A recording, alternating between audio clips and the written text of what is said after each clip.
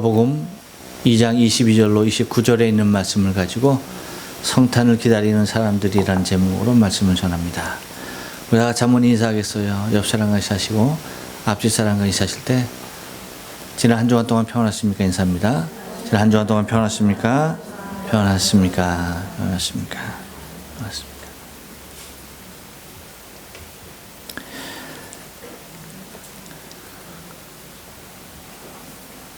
무거웠던 12장의 달력이 이제 11장을 떨어내고 한 장 남게 되었습니다.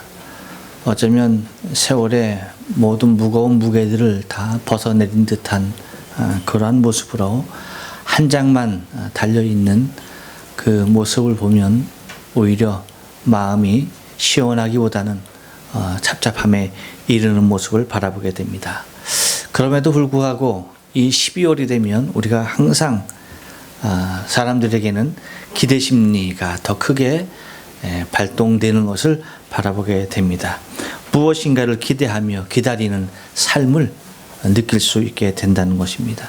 아이들은 부모님들에게 엄마 나 12월 성탄절 선물 뭐 줄 거야?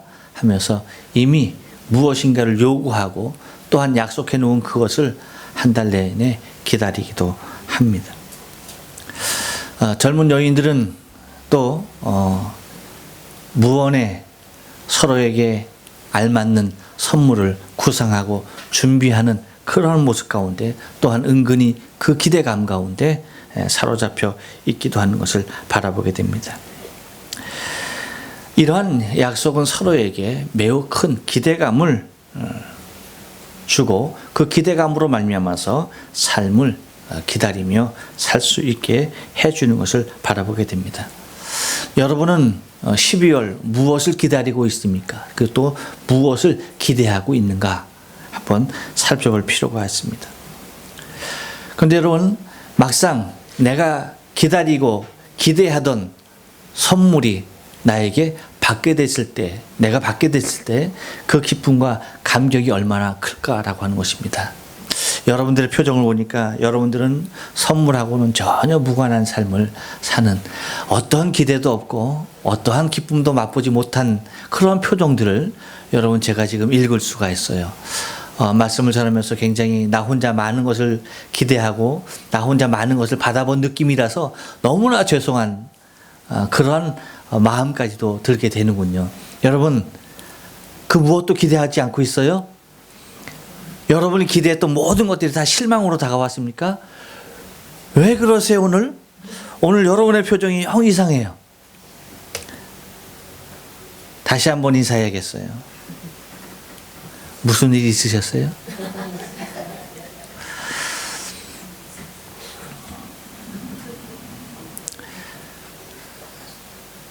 약속이 이루어지면서 그 기대감이 성취될 때에 그 기쁨이라고 하는 것은 말할 수가 없죠. 기다림이라고 하는 말은 희망을 주고 있는 것 같습니다. 여러분 혹시 찻집의 고독이라는 노래 아십니까? 1969년에 그 유진아라는 여가수가 그 박정훈 씨의 작사 작곡을 받아서 발표한 노래입니다. 유진아는 잘 몰라도 나훈아는 잘 알겠죠. 그 외에 나훈아 씨가 불러서 크게 히트를 시킨 노래입니다. 그 가사 중에 이런 부분이 있어요. 그 다방에 들어설 때에 내 가슴은 뛰어 있었다. 그러면서 뭐라고 말합니까? 기다리는 그 순간만은 꿈결처럼 감미로웠다. 기다리는 그 순간 내 님이 오시는, 내가 먼저 가서 찻집에서 기다리고 있는데 그 내 님이 오기를 기다리는 그 순간은 꿈결처럼 감미로웠다 라고 하면서 기다림에 대한 그러한 부풀어져 있는 마음을 잘 그려주고 있는 것을 바라보게 됩니다. 삶에서 기대되는 것이 없고 기다려지는 것이 없을 때 인간은 자신의 삶의 아름다움을 쉽게 망각하고 포기하게 되는 것을 바라보게 됩니다. 그러니까 여러분 마지막 입새 잘 아시죠? 마지막 입새, 그 입새가 지는 날 뭐 하는 겁니까? 나도 죽는다는 겁니다. 그래서 그림을 그려놓죠. 떨어지지 아니하는 그 잎새를 만들어 놓고 그 생명의 삶을 지켜나가는 것을 보지 않습니까? 그렇습니다, 여러분. 우리에게 무엇인가 희망과 기대가 없다고 한다면 그 삶은 의미를 잃고야 만다라고 하는 것입니다. 여러분, 오늘 본문에는 두 사람의 인물이 등장하고 있습니다. 그 두 사람이 누구냐 하면 시므온과 안나라고 하는 사람이에요. 이 두 사람의 공통점이 있습니다. 그것이 뭐냐면 나이가 너무나 많이 들었다는 것과, 그리고 누군가를 심히 그 나이가 찰 동안 그 나이를 다 먹기까지 누군가를 기대하면서 기다리고 있었다라고 하는 것입니다. 오늘 성경에 이 이름이 기록된 것은 단지 나이가 많은 사람이었기 때문에 기록된 것이 아니라 그들은 매우 경건한 사람들이었습니다. 성전을 떠나지 않고 주야로 기도해 오던 사람들이었다라고 성경은 기록하고 있습니다. 특별한 사명이 그들에게 있었던 것을 우리는 오늘 성경에서 발견할 수가 있는데, 그것이 뭐냐 하면 그들이 기다려오는 일들, 곧 자신의 삶에서 만나보고 그 일에 대하여 증거하는 것이 자신의 특별한 사명이었다는 것이죠. 그렇지만 여러분, 우리가 잘 아는 대로 이 두 사람이 기대하면서 기다려왔던 그분은 메시아로서, 메시아는 그 두 사람만 기다렸던 것이 결코 아닙니다. 이스라엘 백성 전체가 다 너나 할 것 없이 메시아를 기다리고 그분을 오시기를 얼마나 사모했는지 모른다는 것입니다. 그들의 삶 가운데 메시아를 기다리는 것, 그들은 이스라엘 민족에 있어서 중심 사상이었습니다. 삶이었어요. 언제 메시아가 와서 우리를 회복할까라고 하는 그것. 왜입니까? 우리가 잘 알죠? 이스라엘은 나라를 잃고야 말죠. 여러분, 남유다 북유다로 남유다 북이스라엘로 갈라졌을 때에 결국 586년 BC 586년에 바벨론에 의해서 남양북이 멸망되면서 이제 이스라엘이라는 나라가 없어졌어요. 근데 그것뿐만 아니죠. 예루살렘도 다 불타버리고 성전조차도 다 흔적도 없이 다 사라져버리고야 말았습니다.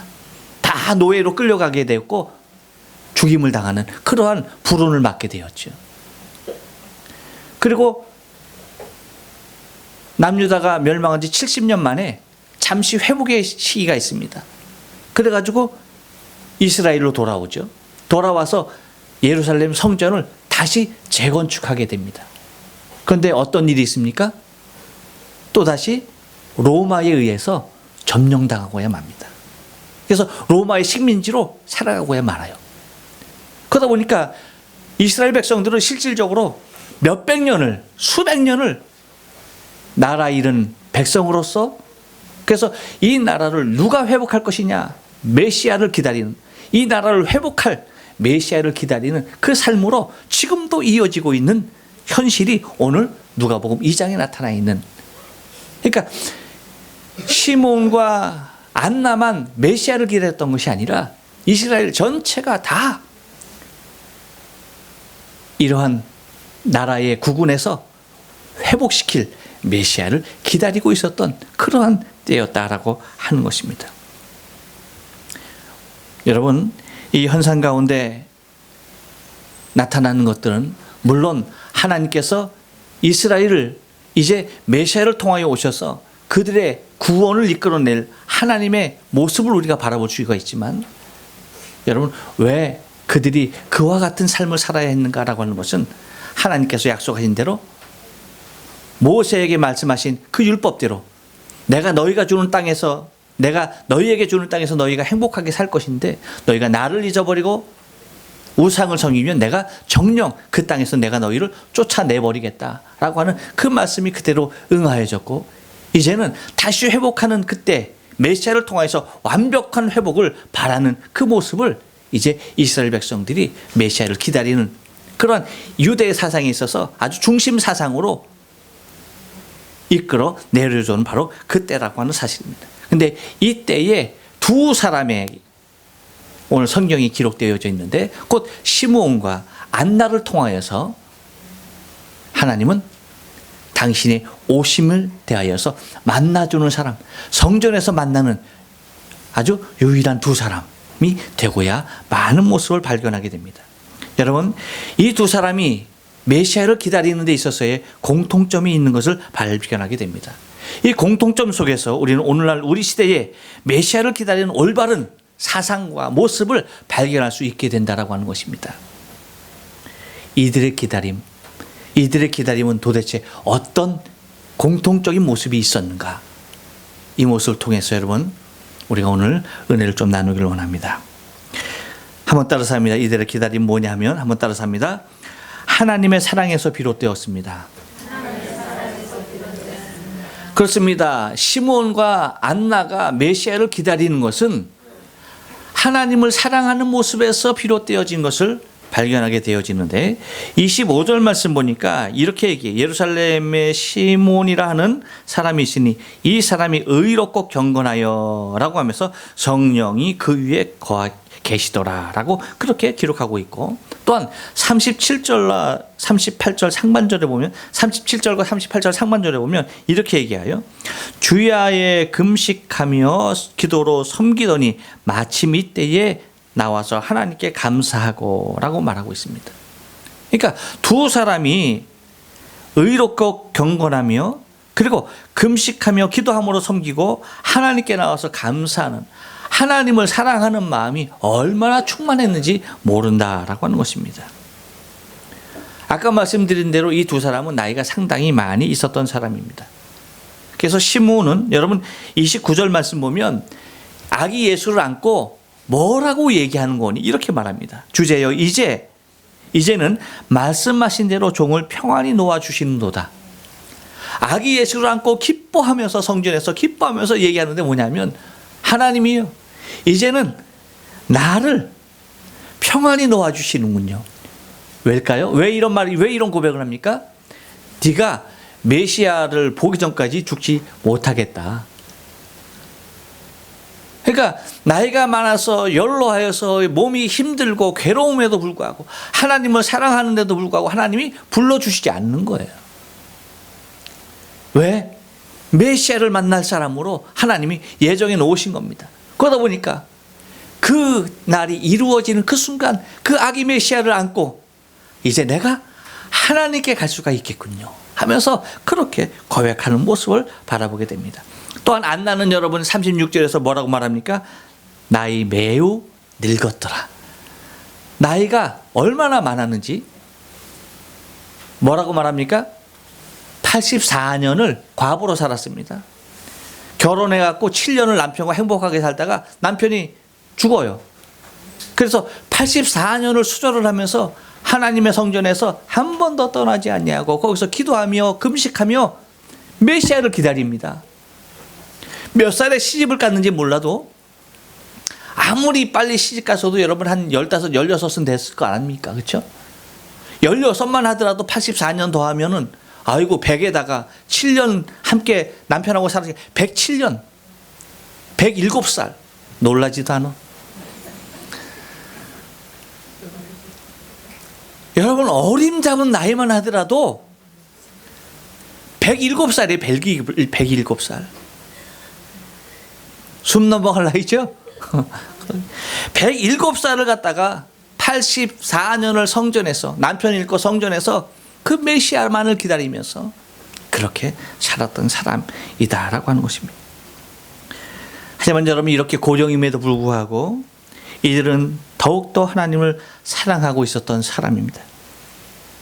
의롭고 경건한 사람, 그리고 남편을 잃고 84년을 수절하면서 하나님의 성전에서 금식하며 주야를 살았던 사람.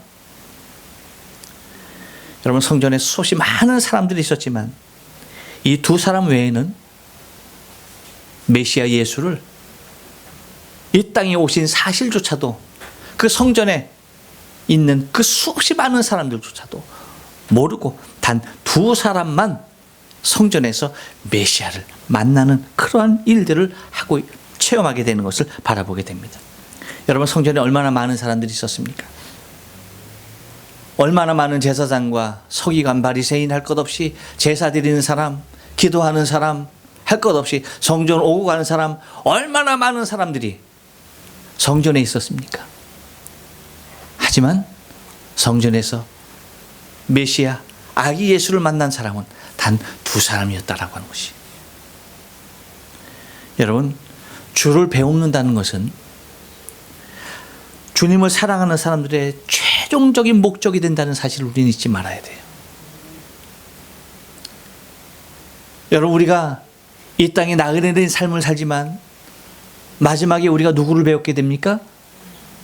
그렇죠. 마지막에 우리가 주를 배우게 될 것입니다. 마지막 날에 주를 배우게 되는 그날, 우리가 그날을 기다리면서 살아가듯이 여러분, 우리의 삶의 목적이 주를 배우기 위하여서 사는 모습이 되어야만 합니다. 성전에 수없이 많은 사람들이 왔다 갔다 했지만 그들이 기도하고 하나님께 제사하며 주의 말씀을 공부하고 묵상하고 성전에서 일하고 수고하고 봉사했지만 메시아를 만나는 사람이 시몬과 안나 2사람이었다는 것을 기억하면 여러분, 우리가 우리의 신앙의 삶 가운데서 우리가 주의 전에서 하나님을 예배하고 교제하며 함께 수고하고 애쓰는 모습에서 여러분, 모두가 다 주를 만나는 기쁨이 우리에게 있어야 할 줄을 믿어요. 곧 주를 사랑하는 그 모습이 주를 만나게 되는 동기가 되었다라고 하는 것입니다. 또 하나, 이들의 기다림은 무엇입니까? 한 번 더 따라서 합니다. 조국을 사랑하면서 비롯되었습니다.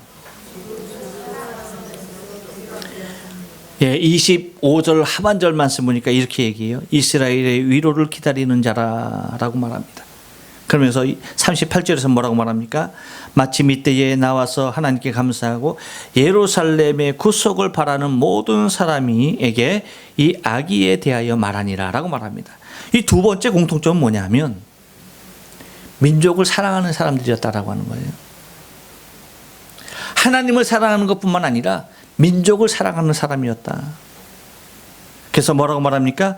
이스라엘의 위로를 기다렸고 예루살렘의 구속을 바랬다라고 하는 그 표현 속에서 자신의 아내 일을 챙기기에도 쉽지 않은 나이임에도 불구하고 자신의 아내뿐만 아니라 민족을 생각하며 백성을 생각하는 그들의 마음을 읽어낼 수 있다는 거예요.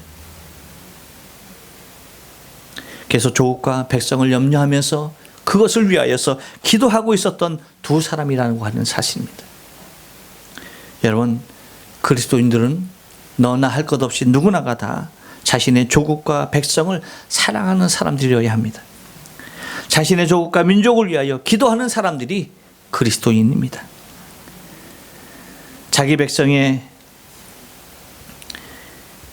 영광을 가지고 하나님 앞에 나가 하나님을 예배하고 찬양해야 한다는 사실을 알고 조국을 결코 꿈에서조차도 잊지 못했던 그러한 사람들이 바로 안나와 시므온이었다라고 하는 것입니다. 여러분, 성탄절은 나라와 깊은 관련이 있습니다. 조국을 사랑하는 모습과 깊은 관계가 있는 것을 바라보게 되어져요. 이스라엘의 구원을 간절히 사모하는 것은 결코 조국을 사랑하지 않으면 일어날 수 없었던 그러한 일이기 때문입니다.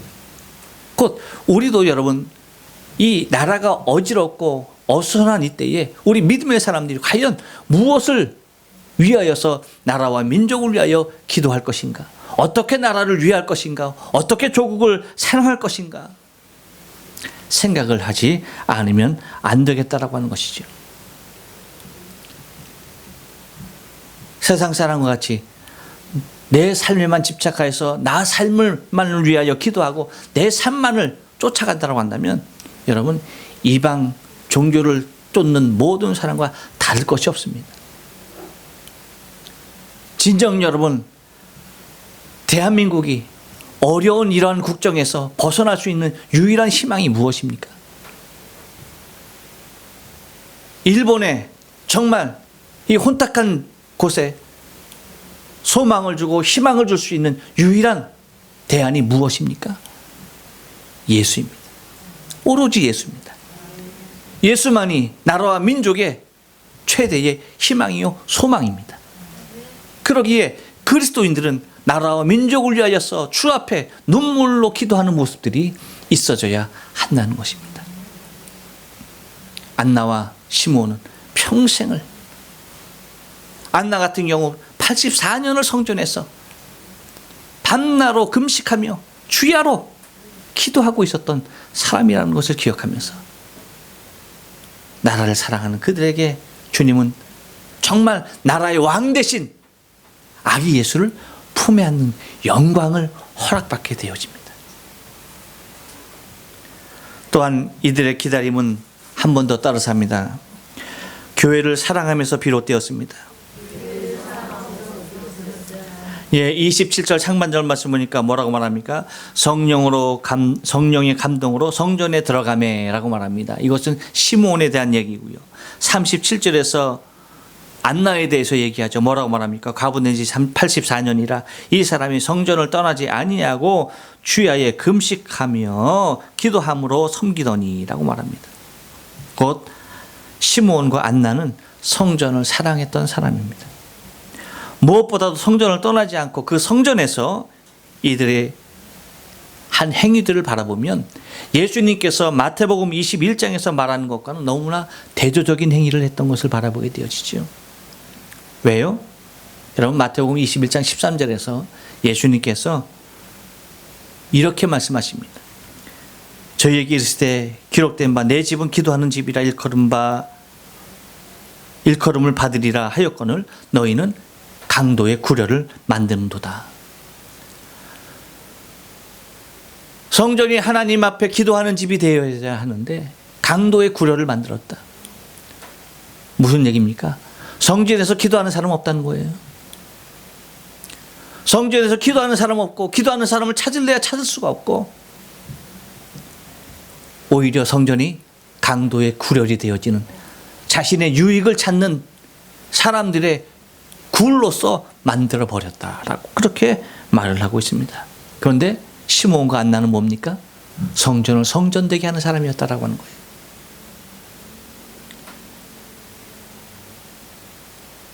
여러분, 우리도 하나님의 교회를 사랑하는 사람 되어야 할 줄로 믿습니다. 여러분, 우리가 잘 아는 대로 우리 교회 야증이 36만 엔입니다. 36만 엔 매달 들어갑니다. 얼마나 아까운 돈인지 모르죠. 그런데 성전이 주일날 빼놓고는 텅텅 비어 있어요.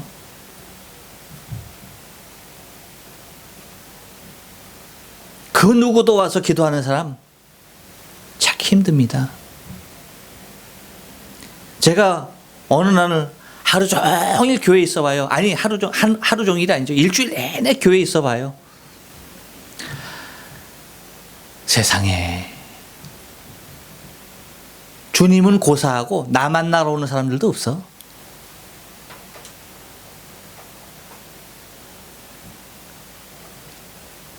우리는 참 감사해야 됩니까? 하나님의 성전을 강도의 구렬로 만들지 않았다. 위로받아야 됩니까? 아닙니다, 여러분. 그렇잖아요. 하나님의 집이 강도의 구렬이 되는 것이 중요한 것이 아니라 하나님의 집이 기도하는 집이 되는 것이 중요한 거예요, 여러분. 하나님의 집에 나와서 기도하고 나라를 위해서 기도하고 민족을 위해서 기도하고 영혼을 위해서 기도하고 이 땅의 성전을 위해서 기도하고 자녀들을 위해서 기도하고 우리에게 주어진 사명을 위해서 기도하고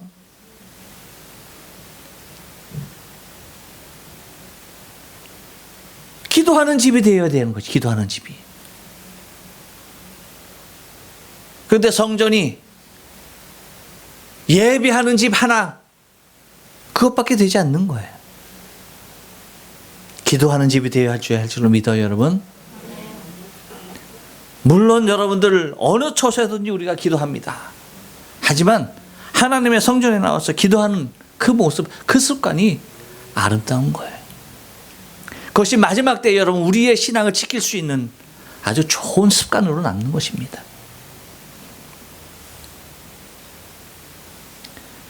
성전이 기도하는 아버지 집이 되지 않고 참 예배의 처소가 되지 못했을 때에 강도의 구렬이 되고 맙니다. 그렇게 되면 그 성전의 주인인 주님이 오셔도 알아볼 수가 없는 겁니다. 성전은 원래의 기능을 해야 하고 또한 성전은 그 기능을 온전히 이루는 구성원으로 구성되어져 있어야만 합니다. 성전을 강도의 구렬이 되어서는 안 되고 결코 메시아를 맞이할 수 없는 곳이 되어서는 안 된다라고 하는 것이죠. 성전이야말로 메시아가 오셨을 때에 그분을 알아보고 그분을 경배하며 그분을 안고 하나님을 향하여 감사하며 고백할 수 있는 곳이 하나님의 성전 되어져야 할 줄로 믿습니다.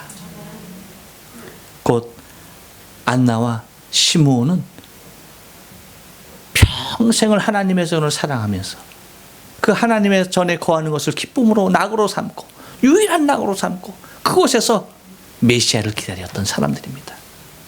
우리도 여러분 마지막 우리의 인생의 삶을 통하여서 날마다 하나님의 전에서 주를 기다리는 그 모습, 다시 오실 주님을 기다리면서 주님 어서 오시옵소서, 마라나타 주여, 다시 오실 주님을 기대하면서 기도하는 그 모습, 그 가운데 주님 오시면 얼마나 영광일까요?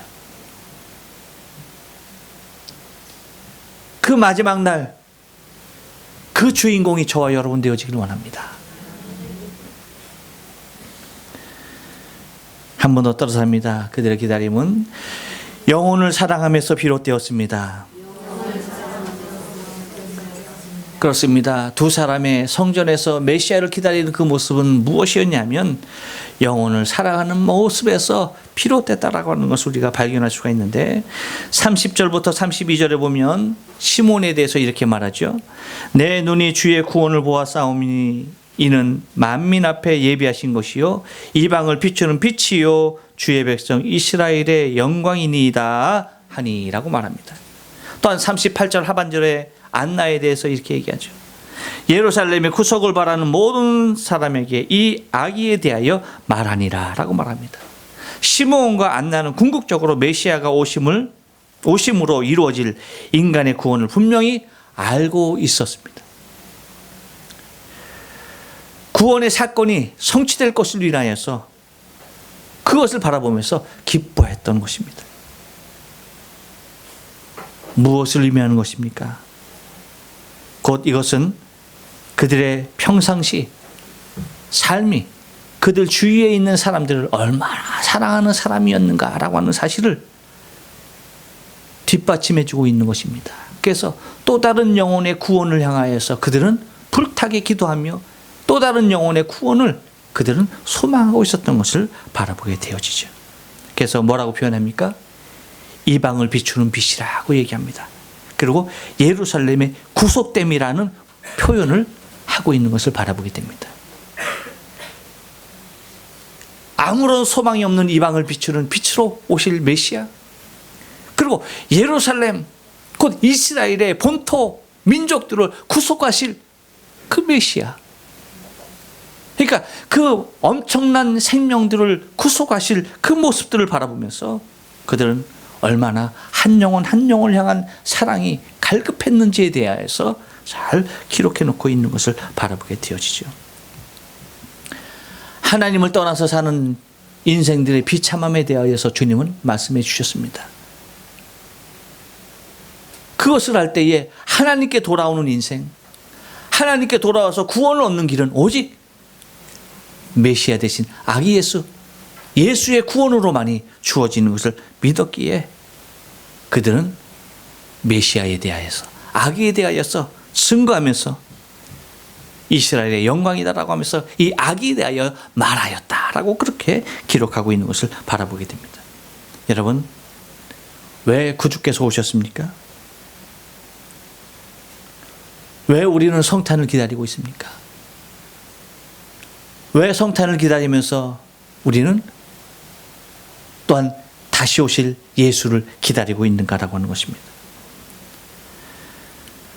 우리의 성탄을 기다리는 마음은 아직도 구원을 받지 못하고 구원을 받아야 할 생명들에게 이 생명의 소식, 이 구원의 소식을 아름답게 전하기 위하여서 우리에게 주어진 시간과 우리에게 주어진 물질과 우리에게 주어진 생명을 다하여서 그분을 기쁨으로 감사하고 오신 그분을 경배하며 전하며 나아가는 것입니다. 곧 한 영혼이라도 하나님 앞에 더 많이 돌아오기를 원하는 그러한 간절한 소원이 우리에게 있는 것입니다. 여러분, 올해도 변함없이 성탄절은 다가오고 있습니다. 올해도 우리 교회에서 여러분 성탄절을 더 기쁘고 즐겁게 나기 위해서 성탄절 여러 좋은 프로그램을 우리가 준비하고 있습니다.